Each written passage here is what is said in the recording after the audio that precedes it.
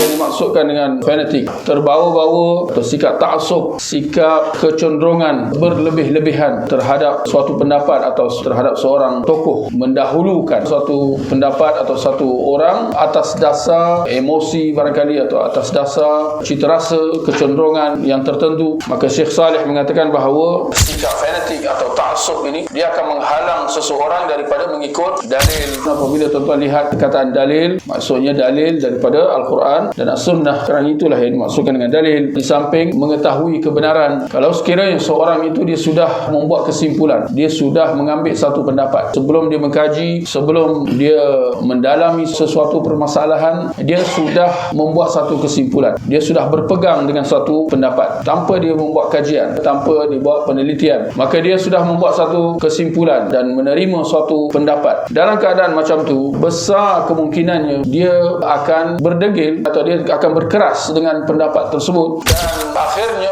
mindanya akan tertutup daripada melihat pendapat yang lain, daripada menilai semula pendapat. Kerana dia sudah membuat kesimpulan dah. Dia mendengar satu pendapat atau perkara itu dia dah dengar sewaktu dia kecil dan dia dah terima pendapat itu bulat-bulat. Tuan-tuan jangan terkejut kalau sekiranya perkara ini memang boleh saya kata sifat manusia. Manusia dia kalau dah diterima satu pendapat, terutamanya pendapat yang dia pegang sejak kecil, suatu yang dia dah belajar sewaktu di sekolah, misalnya di sekolah rendah, sekolah menengah, atau suatu yang dia dah belajar daripada ibu bapa dia atau orang-orang di sekeliling dia. Lumrah kalau kita dapati bahawa dia sukar untuk nak menerima pendapat yang lain.